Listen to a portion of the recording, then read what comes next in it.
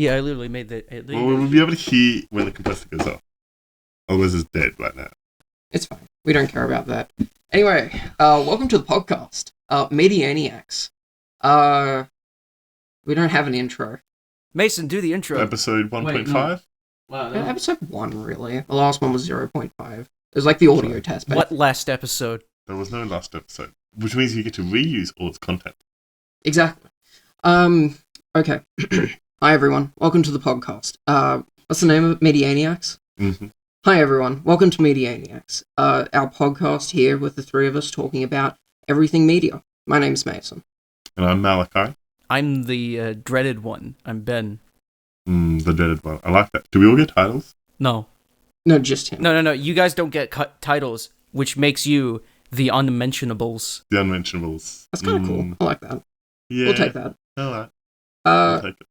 So, today, for our very first episode, because we've never recorded an episode before, we've never done anything of this type in our entire lives. First episode, first go.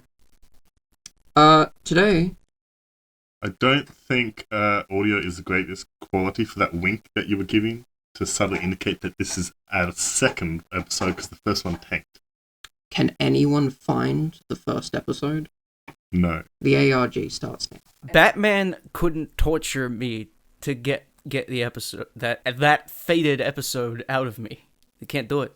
Little does Millions he of know. subscribers will release it. Actually, yeah. Unedited. We'll take that. Yeah. It's not good. Subscribe to our $100,000 Patreon tier to get a single copy of the link. So good. Okay, so today... Meanwhile, the $500 tier is that you get to play a single match of Halo Reach from the Master Chief Collection with us, but for 2 minutes. And that includes getting into the lobby and setting up, picking the map and the game mode. And also... Today's topic. Yes. I was going to say a Brought to joke and I you forgot. by what it was. Mason. Yes. Mason, the floor is yours. So, today for our very first episode... we didn't do a clap test. Do a clap test now. Alright, try again. 3, 2, 1. There we go. And that's our topic, clap tests. Yes, clap tests. They're very important in media, Wait, you know? you guys have the clap too? I I don't like to talk about it. You can edit all this out, right? No, it's If it's screaming. funny. This is live? Hey, chat! Fuck. Oh, dear. Oh, shit. You're not allowed to fucking swear on this, aren't you? Oh, fuck. It's 18 plus, don't worry. Anyway, you know what? Let's bring us back online to what our topic is today with, I think, what almost serves as itself the topic, the Macguffin. We're talking about Macguffins. What's a Macguffin, Mason? So, a Macguffin... Where is it? How do we get it? Who made it? Who needs it? See, now that is all the perfect questions that are answered by a story. See, a Macguffin is an object, device, or event that is necessary to the plot and the character's motivations, but is in itself insignificant, unimportant, or irrelevant. You see how he went into a trance when he did that? He didn't read anything. No, I didn't see it as this is an audio. Oh, right. Sorry. Yeah, I forgot. I trapped you guys in the audio formats. Sorry about that. Well, I mean, like, he went into a trance there. He wasn't reading anything. It was wild. Help, I've been MP3'd. Honey, I MP3 the kids. So, do you guys have any examples of Macguffins that you are all aware of? The One Ring from Lord of the Rings. Now, the One Ring definitely has been in a lot of times... I in my research for this episode, did come across the One Ring as an example of a Macguffin. Would you like to describe how you think it's a Macguffin? Well, it's something they all need. It is kind of important in of itself, the fact what it's doing to Frodo as he journeys to Mordor. But for the most part, it's very important, but at the same time, not super important of itself. Exactly. So, So there's not to the character development storyline. Exactly. So, in this example of the One Ring, could this be replaced with pretty much about anything else? It still had the same, sort of curse-bearing effects. It's like... An onion ring? It could have been a basketball. A donut ring? Exactly. So, the idea of a MacGuffin is that it is... A pool noodle? Exactly. It's just a pool noodle is way more dangerous than the One Ring. Like, whoever invented that, like, I don't know how he convinced anyone that it wasn't, like, a device used to terrorize people at the swimming pool. I am sensing unresolved trauma here. We will package that for a later episode. No, like, what else are you supposed to use the pool noodle for, except... It's a flotation device. I would use it where and like a water gun. Yeah, I'd put it underneath the water and then bring it back up and, like, blow in one end so it shoots water out the other. And You fucking bitch! Your phone isn't even on silent? He turned the flashlight on. I have big fingers, alright? 2, I don't know if the mics even picked that up.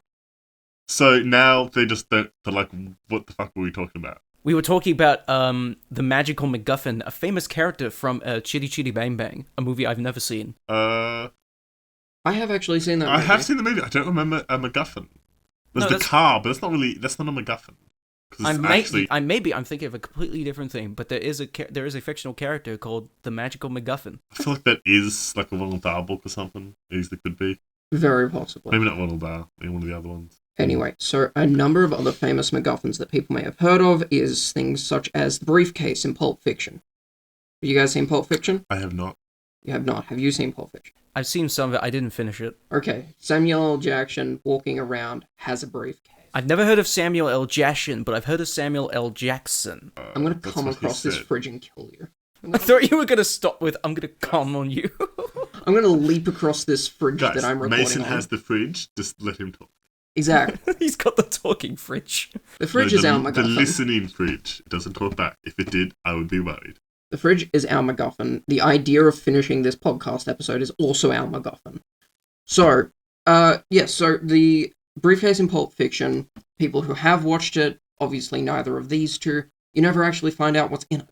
It's sort of the motivation for a number of the characters in the movie, but we never find out what's in it. It's just there. I know what's in it. What's in it? I'm not telling you. Oh, okay.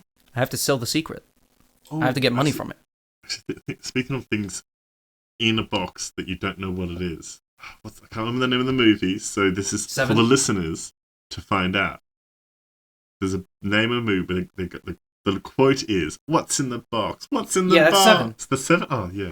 That's where Kevin Spacey, does the more acceptable crime of murder. Don't tell them what's in the box. I don't know what's in the box. Oh, okay. I know what's in the briefcase. I don't know what's in the box. Should I tell the listeners what's in the box? I haven't seen the movie 7. Oh, okay. It's the severed head of the detective's husband.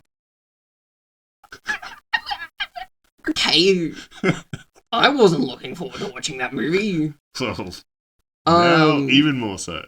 You know, I can think of a couple of examples of MacGuffins in like a long... I don't know if that counts as a MacGuffin, though, because it was very relevant to character development. Is it an object very important object that the plot is revolved around? It isn't, but I don't think you could substitute a head in a box for something else. Well, I guess the full torso. Yeah, so that's the idea, is that in that case, again, haven't seen the movie, so kind of talking out of my arse here, but from what it sounds like, it's not a MacGuffin in that it is very relevant in of itself. Yeah. Like, it is very important. So, the briefcase, for example, in Pulp Fiction, you never know what's in it. It could be anything. It's so vague that is a MacGuffin. Another example is the Philosopher's Stone in Harry Potter. Seems like, being the title of the book and everything like that, it's a very important part of it. However, what actually happens with the Philosopher's Stone in the story? It's a reason for Voldemort to want to, get into the school on the back of Quirrell's head and get to the stone, and it's a reason for him to come to Harry's attention. I gotta say, that was amazing practical effects. They just had a really small guy on the back of Quirrell's head. It was crazy.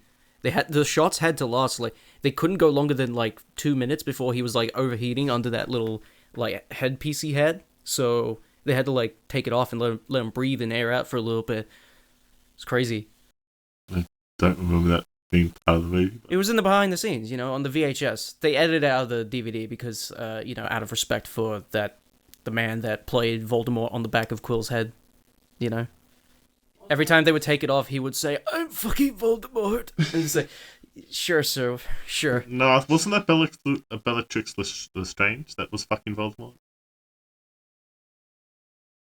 Mason, get to the point, please. We've run of course. There's a point to I have one more example here that a lot of listeners might know about, and that is the Ark of the Covenant. yep. The Ark of the Covenant. The Ark of the Covenant from Indiana Bones and the Ark with the cum in it? Yes, exactly. No, that's the version your parents didn't want you to watch. So anyway, the Ark of the Covenant in Indiana Jones is another great example of the MacGuffin.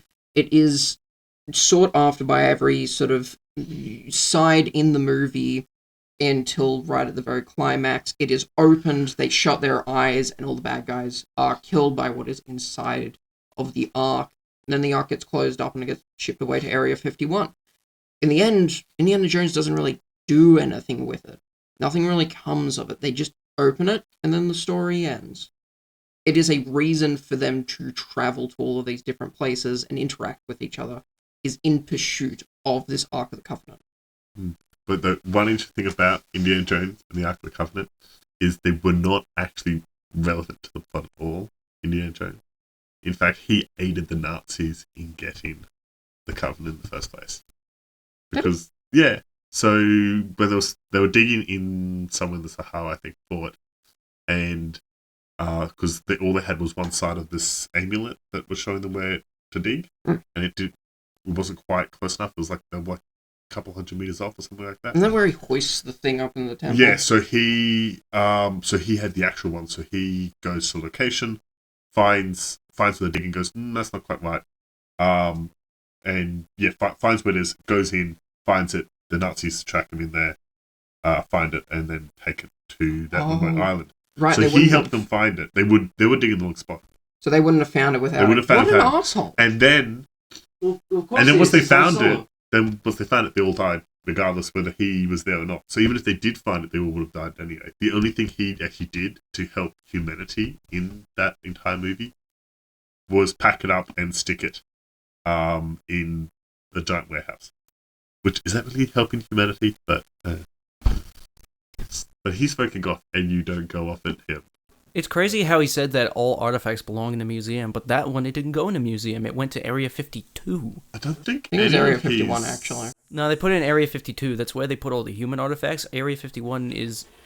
No, it was Area 51. No, it's Area 52, where they put...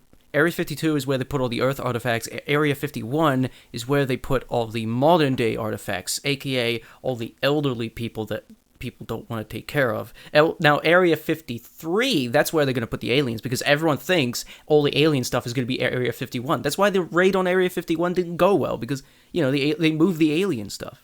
Do you guys remember that Area 51 raid thing, where everyone went and did that and just... You say everyone.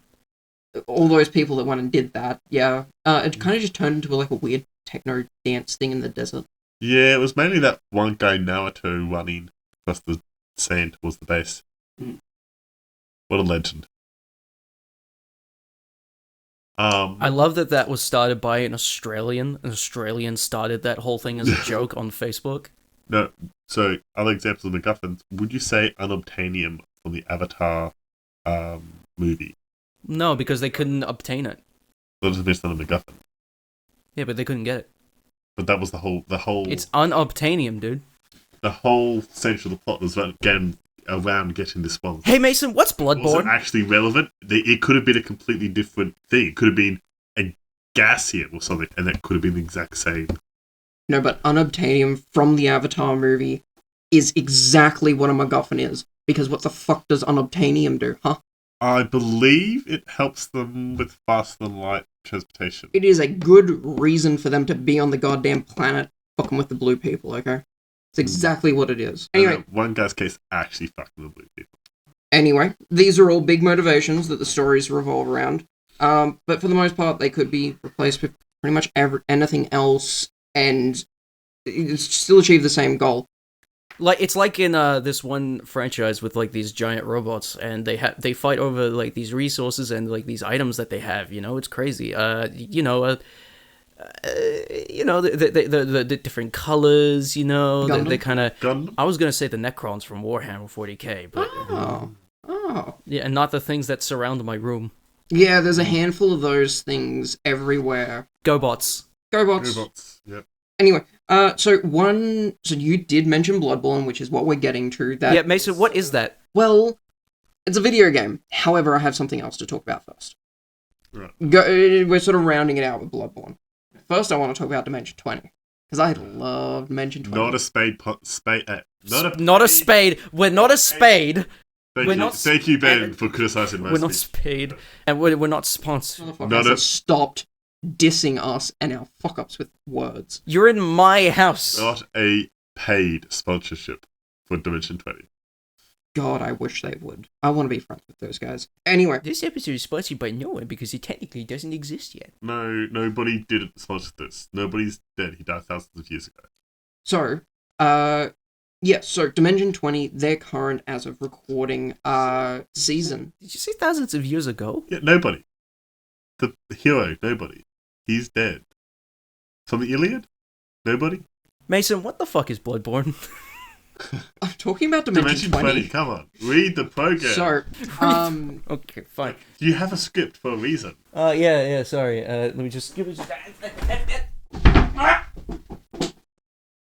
I would like to Fine. note for the audio listeners that Ben threw himself at his cupboard and is now lying prone What do you on the mean floor. the audio listeners? It's a podcast. Yeah, but they're not. They can't see what we can see. The audio people. They're all listening Fine. through audio. We don't have visual. Anyway. So, yes, Dimension 20, their most recent show that they are producing as of recording is called Never Stop Blowing Up. Now, Never Stop Blowing Up, highly recommend going and watching it. I love a lot of the stuff that the Dimension 20 crew does. But Never Stop Blowing Up is based on action movies, which, for a lot of plot reasons, simply just move around using MacGuffins. Like, some of the ones that we were talking about today, such as Pulp Fiction and The Briefcase, they just revolve around MacGuffins. Maybe it's that they need to obtain some, well, in the case of Never Stop Blowing Up, maybe they need to obtain a security badge. Maybe they need to obtain a stick of dynamite. Maybe they need to obtain a brick of cocaine. In Never Stop Blowing Up, the Game Master Brendan Mulligan has used a number of props called MacGuffins that take on these forms relating to the characters. And I found that this was a really interesting way to use MacGuffins so explicitly and call them MacGuffins for game mechanics. So, as well as bringing them into the actual space for the TTRPG, tabletop role-playing game, for anyone who doesn't know that, these are props that are handed to the players and come with visual cues such as lights that will flick on in front of them to indicate that they have their MacGuffin.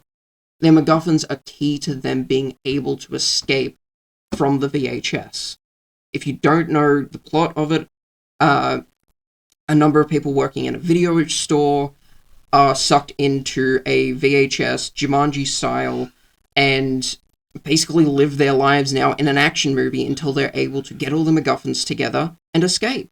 I'm sorry, did you say peacefully live in an action movie? No, all these people go and live their lives in an action movie. Okay. It's not peaceful. It's called Never Stop Blowing Up. There's a guy who can't stop pissing himself, and he stands in a trash can. He stands in a trash can? Yes. Sounds like I need to watch it. Yeah, well, he can't stop pissing.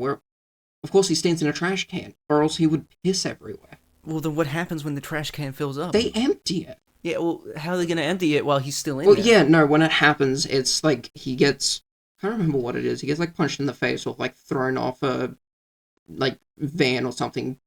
So this is a D4 to D20 system, and they managed to roll, I think, in a 40 to 50 range. So, yeah, they rolled very high, and this person can't stop pissing. Anyway, we're getting a little bit off track. A little bit. Just a little bit. But these MacGuffins are used to create a clear goal for the players as well. It allows these people who are comedians and actors to be able to pursue a very clear line in the storytelling for the series. It makes the entire thing clear-cut. They're not, going from one side to the other, moving around, unsure of what's happening. It creates a clear and decisive line for the story to follow. So, this brings us back to a great question that you asked earlier. What the fuck is Bloodborne? Well, I was also going to ask, what does piss have to do with Bloodborne? This has anything to do with Bloodborne. Well, I mean, they're in like a 1910s England. I'm sure there's a lot of just Yeah. Anyway, so Mason, paint me a picture. What is Bloodborne? I would love paint a picture out of piss. But we have guests. We have guests. We have guests. Are they outside? They are outside. Oh, that's the I bird you're didn't- talking about. I didn't know That that. you. Did you say horrible that? sexist, Ben. That's the fucking bird he was talking about. Is it? I Okay. really doubt it. Apparently door. they want to come in, even though I'll we're get the door. recording. I will get the door. I didn't know they were coming in, so. Oh. You listen here, you little shit. Little fucking editor. I'll kill you. I'll kill you. It's just you and me. I pissed in your drawers. I did. I pissed in them. I pissed in them as soon as you left. I'll kill you. I'll kill you. I'll shit in your bed. I shit in your bed. Fuck you. Alright, everyone has left. Just me, you, and the mic now, Mr. Fridge. They won't know anything happened. You should have heard what I said. I didn't. I told him I'm going to shit in his bed. I hope he does a good job editing this. Oh, he's going to. It's going to be so good. Anyway, here are our guests. They're not joining. Ben, I stuck a snake in one of your shoes. I'll never tell you which one. It's like, I would just like the listeners to know Ben is currently doing quadruple backflips silently. That was the sound of my legs giving out. Yeah, he's now lying on the floor, writhing in pain.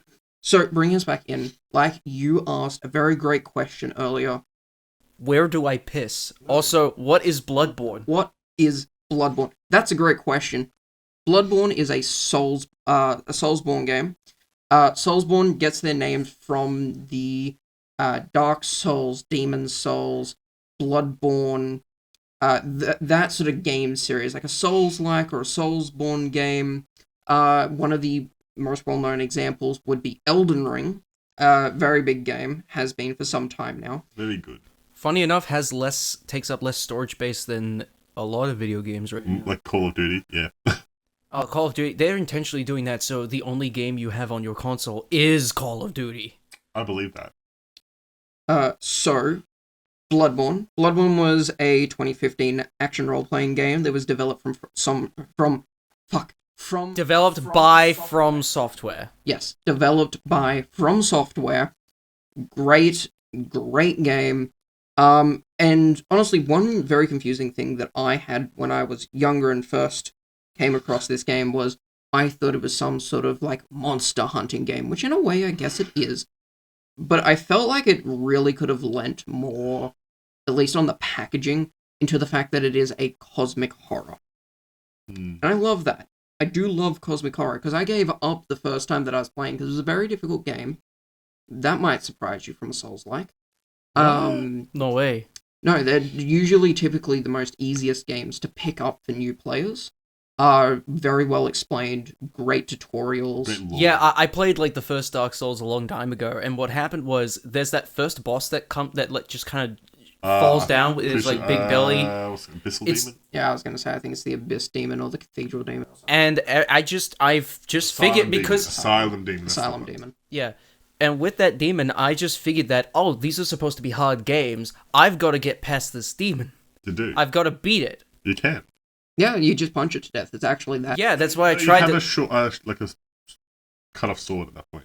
Yeah, except for the part that I didn't see the door that you go through to get the starter items. Guys, you just go and hit him. You just kick it to death. Just Yeah, Kick it to death like a puppy. I've actually done that because I hate myself. I believe that. I can believe that. I haven't done the whole thing like that, but yeah. I will beat the Abyssal Demon. Not the Abyssal Demon, that... But will you beat the allegations? Well, I didn't know there were allegations against me. Yeah, there's a lawsuit. Well, I haven't been informed. Yeah, our lawyer's drafting up a cease and desist and Against me? against Yes, you. that's you also. It's against you, our editor, and our lawyer, and the person we're suing. Anyway, You guys didn't think this through at all. like most of our bits, we Yeah. think them so thoroughly. Thoroughly? Throughly. No, throughly. I didn't That's a word? pronounce that. Thoroughly, yeah. Oh. Anyway, So, Bloodborne. the British simulator. Yes, exactly. So this is the thing. It's sort of like, I don't know, like it doesn't start out as cosmic horror, but then it turns into cosmic horror. But where it does start is it starts with you, a hunter, in a clinic. Something's happened. We don't know what. It's not really explained to us. This old guy in a wheelchair who works for the healing church, I believe, is leaning over us, and he mentions to us pale blood. Ah, yes, pale blood. You're in the right place, Pat. Something along those lines. It's not a direct quote. I can get a direct quote, but I don't really. Give me a second. I'm googling. I mean, our name is pale. So why would a medical man in a clinic be leaning over you and coughing unless he coughs the healing into you? He's a medical man. Okay. So yes, That's true.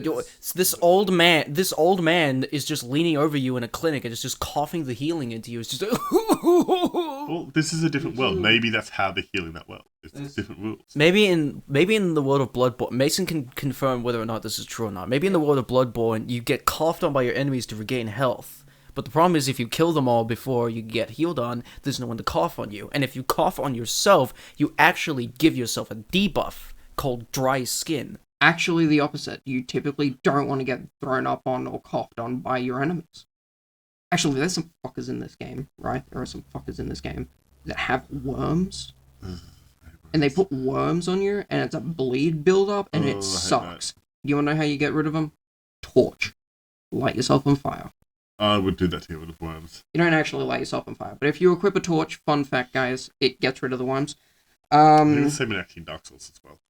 Yes, might have been Dark Souls that I was thinking of. It's one or the other. I'm pretty sure Bloodborne also has them. It could be both. Same developer. It was Sekiro, actually. It Yes. could be that one as well. That's the same company, guys. Anyway, so yes, you have a blood minister, who is a member of the healing church, and he is leaning over you, and what he says to you, the character in this opening cutscene, is, "Oh yes, pale blood. Well, you've come to the right place." Now, I've been talking a whole lot about Macguffins this episode, and in Bloodborne, the Macguffin is pale blood. What I find very interesting, because, you know, bless you. Thank you. What I find very interesting is, in all of these other situations of MacGuffins that we've been discussing, it's sort of explained to us what the MacGuffin is, and why we need to go get it. It's still unimportant entirely, but you still have an idea what it is. In Bloodborne, there is no confirmed in-canon pale blood. It just is incredibly vague. There are some theories, which I'll get to, but for the most part, there isn't actually pale blood. There's no item called pale blood. Pale blood is only referenced in the game a handful of times as to what it actually is or how it's involved in the story, but you wake up after that cutscene in the clinic and find a note, a handwritten note, which says, "Seek pale blood to transcend the hunt." In the Japanese version of the game, it is more clearly shown that you wrote this letter to yourself, knowing that you would probably wake up and forget what you were here for. And then you just sort of go off into the world and kill everything, including the Elder Gods. So when you say everything, does that include the women, and the children, and the dogs? I think most of them are already dead, but you could. There's some still alive. There's a girl that gives you like a little music box, and then you use it to... You don't kill her. She gets killed. She does die. Okay. But you basically... But if you kill her before she gets killed, then you can just like speed up the process. Well, no, then you don't get the music box. You need... Are there actually any children in Dark Souls worlds? Yes, the painter girl in the Dark Souls 3 in the DLC. There's a girl that paints. That's right. In Dark Souls 3, you can buy a child. She's like... Yeah, hi. Is she? She can be like a doll, but I'm pretty sure she's like... I've played the DLC. I don't know which one you're talking about in the painted world. In the painted world, she's painted another painting. Oh, maybe. There's a little girl there. She's painted another painting, and she's pretty small. I would say she's a child. Malachi, have you ever considered that doll character could just be a doll? They do also have that in Dark Souls, so yeah, I would believe it. But she's most likely just a painted person. Well, in Bloodborne, actually, there is a doll, and you do speak to the doll, and that's how you level up all the time. Yes, with Bloodborne and Pale Blood, you end up going throughout the entire game with very, very few mentions of what Pale Blood is. And, some people are probably jumping up and saying, like, oh, no, there is an answer. We have answers. And there's all these theories about what it could be. So, what they are is, I believe there's two main ones. Do you have your own theory, or do you just agree with other people's theories? I've got a theory. I haven't played the games. A game theory? Field theory. A food theory. No, I've got a theory. Seek Pale Blood. It's alcohol. It's just telling you get smashed. Because the world's fucked up. Just get some alcohol, man. Seek alcohol. Yeah, there is alcohol in the game. See? Seek I don't think Pale Blood. I think it's More Molotovs or firebombs. God, they need to just have some uniformity between the names of the exact same stuff in each game. Would be nice. This is like Estus flasks, and then whatever the one is in Bloodborne, where you just get a needle and jab it in your leg. Average of London Simulator. I know, play machine. Average British healthcare. Wait, would they be Macguffins? Those aren't Macguffins. Those are tools. No. I mean, because they don't drive the plot forward. Like, having the ability to heal drives your character forward, sure, in a physical health sense, but... Does Bloodborne even have a plot? Yes. Don't ask me what it is. It's a lot. It's a lot of stuff going on. Kill gods, end the hunt. Yeah, basically. The idea is to end the hunt, basically. Transcend the hunt. So, there is one in the games, but there's also one in the comics, and I'm going to talk about the comics first. In the comics, the first comic, there is a child that the hunter comes across. Very sickly, pale-looking child. And when this child bleeds, they bleed literal pale blood. So he takes the child back and puts it in like a blood milker, right? No, he protects the child and attempts to take them out past the old fishing hamlet, which is an area in the DLC where you fight Orphan of Kos, which is an orphaned great one. Is that the one that uses the placenta as a weapon? Okay. Yes, it is. You are thinking... No, that's just body horror at that point. So it is sort of just... The aborted great one. So yeah, wait, it is... Is that your new name? The aborted great one. The aborted great one. Well, wait. There should have been aborted great one. Oh no. We're friends. We are. Yeah, we're friends. We're friends! Love each other so much. Well, we wish the best for each other's lives! So yeah, we see in these comics that the hunter takes this child out and attempts to save them. And, that is sort of... Yeah, actually, Mason, hold on, just... I've got a page right here. Oh, look at it. Look at it. Guys, chat, look at it. Our live audience, look at it. What is it? It's not I don't actually have it, dude. Well, it's not a MacGuffin then, because it did not push the plot of this podcast forward. What's the opposite of MacGuffin? An item that, brings the plot back. Red herring? False leads, those kind of things. That's actually, that's a very, that's a one. Anyway, yes, the child,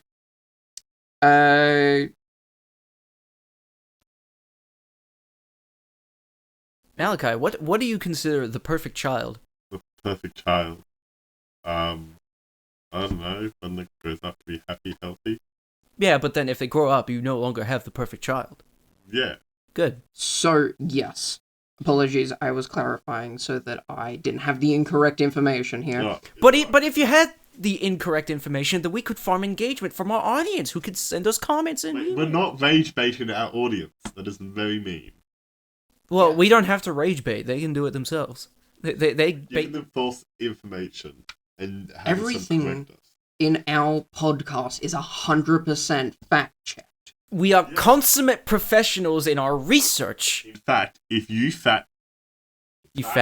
not fact check our podcast and send us things that we got wrong, we will call you out on the next podcast. We will, by name, by IP address.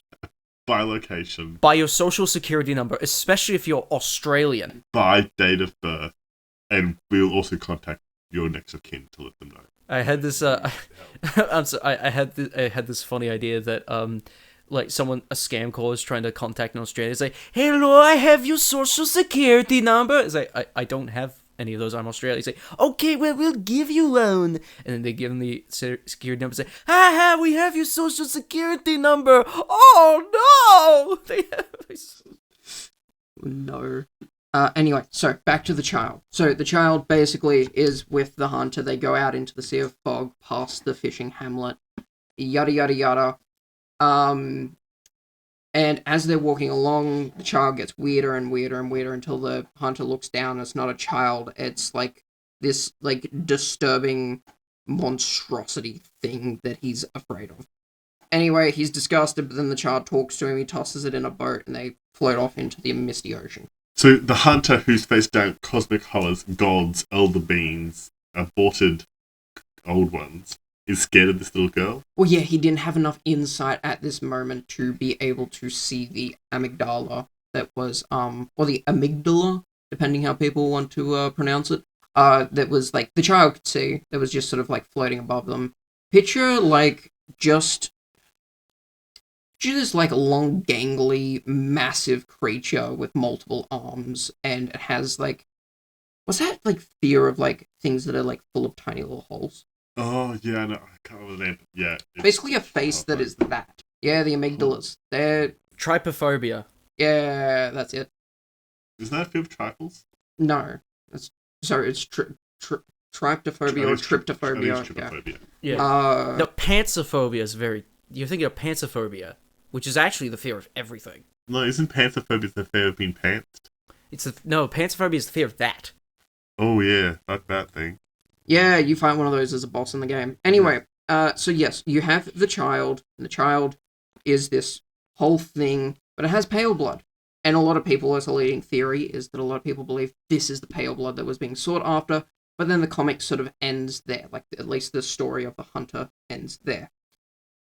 However, in the game, there is, of course, the optional ending, the secret ending, if you will, that the only way that you can get to it is, of course, say it all together here, consuming consuming piss of the elder god. Umbilical cords. Yep, that's the one. You have to consume the umbilical cords of people who have given birth to elder gods. Why would you do that?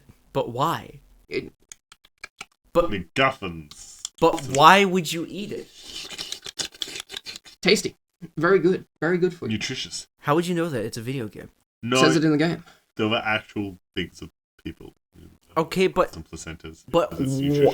But why would you eat it? It unlocks the secret ending. Oh, right. You consume this and it gives you a great amount of insight. Speedrunning. And eventually, spoilers for Bloodborne, which is, at this point, a 9-year-old game. Still not on PC. Still not on PC.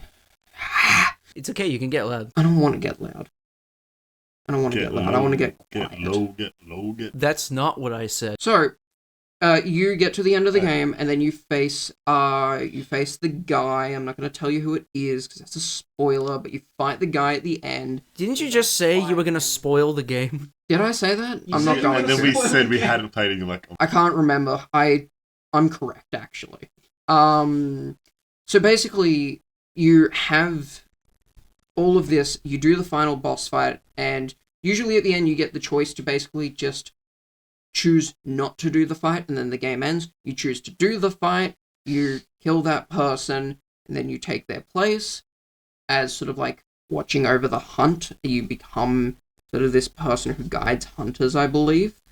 And then the secret third ending is that immediately after that final battle, you get a second boss fight where the actual moon spirit comes down to kick your ass. It's actually an incredibly easy fight. Yeah, that's right, I said it. Relative to the rest of the game? Relative to the rest of the game, it's easy as hell. If you had trouble, you're a little bitch. So a scale of the father in... Father Gascoigne? No. In Dark Souls 1. Oh. The father... I think it's the father? The first box in the crypt to Melania in Elden Ring. Where would it fall? Pretty low down. This guy has a pretty slow move set. The difficulty of this comes from the fact that you just had a pretty decent boss fight against, I'll say it, a fellow hunter. So they're very fast moving, they're able to parry you with their gun. Yes, parries in this game work with guns, it's the only way to parry someone. Why are you parrying with guns and not a sword? Guns. Yeah, so basically Guns they swing at you and you just bang! You just quick draw on them and stagger them, because a gun is able to stagger someone more than it will kill them. Yeah, that sounds about right. Yeah. Sure. I'll believe that game logic. Especially in England, where knives are more effective than guns. That's why there's so many. Easier to get knives than guns. No, the knives are just more effective. It's true. It's a thing mainly just for England, but if you shoot someone in England, it's their skin. It's basically... Listen, there's so much rain in England that it slows the bullets enough to where it only staggers the you. increased number of redheads over there, and as we all know, redheads don't have souls, and the soulless like immortal. So you just don't know if there's a dyed redhead. Now, see, you're the one that made it racist. Redhead is not a race. Is it? I can't believe Mason's actually Googling that. I'm not Googling it. I'm not Googling it. Are redheads immortal? No. Redheads near me. No. See, Souls is for Dark Souls, and Demon Souls. in Bloodborne, it's actually called Echoes.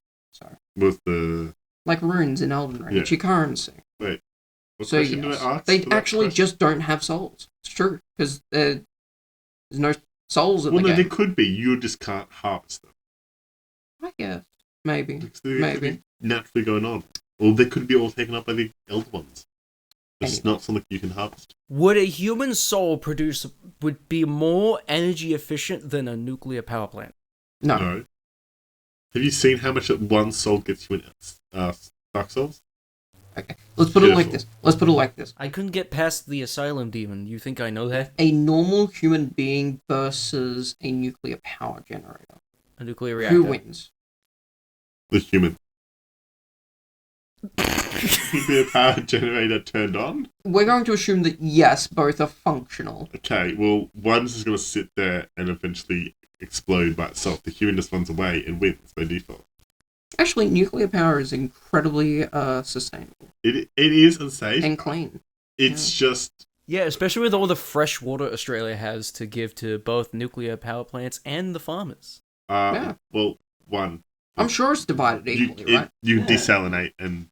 And all that nuclear waste, we could just send it to the sun like Superman 4. Well, no, we could literally bury it in the desert. Australia is the most tectonically stable country. There's nothing out there. We literally buy nuclear waste. Well, not buy, so get sold nuclear waste from America and other countries and just bury it in Australia. Thank God no one cares about the land out there. Yeah. There's no groups of people that might care about that area. Yeah.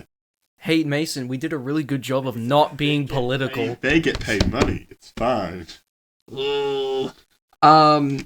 Anyway, so yes, in this optional boss fight, the moon spirit, the moon presence that comes down to fight you, that is also considered possibly to be pale blood. Now, I lean more towards the moon presence being pale blood because of the note that you get at the beginning that says, seek pale blood to transcend the hunt. And so when you kill the moon presence, you actually end up, I believe, ending the hunt. And is the moon in this game actually white, silver? The moon is... It's made of cheese, idiot. Actually, from about the midpoint, it's blood red, but it is described as being pale blood. Yeah, okay. And it becomes massive and kind of gets real close. This is after you kill Rom, who's the vacuous spider. Rom the space knight? No, vacuous spider. Is this moon spirit thing, is this the same moon spirit in Terraria? No, it's an elder god. Is the one in Terraria an elder god? Yeah. Is it the same moon? Is it the same moon from Local 58, famous analog horror series, Local 58? The eye and brain and body parts of Cthulhu, and then you've literally got the moon spirit who's so much more powerful.